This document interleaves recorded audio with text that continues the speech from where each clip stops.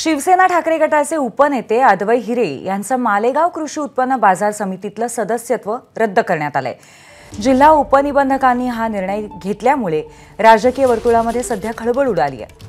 बाजार समितीच्या मासिक सभेत 7 वेळा गैरहजर राहिल्यामुळे तसंच 9 महिन्यांपेक्षा जास्त कालावधी ते मार्केटच्या सक्रिय कामकाजापासून बेकायदेशीरपणे आणि पूर्व परवानगी न घेता गैरहजर राहिल्यामुळे हा निर्णय घेण्यात आल्याचं आदेशात म्हटलंय।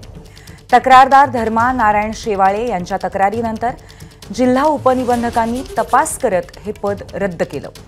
दरम्यान अद्वै हिरे हे या काळात एका गुन्ह्यात जेलमध्ये होते। अद्वै हिरे बाजार समितीचं सभासदत्व रद्द होणं म्हणजे त्यांच्यासाठी मोठा धक्का समजला जातोय।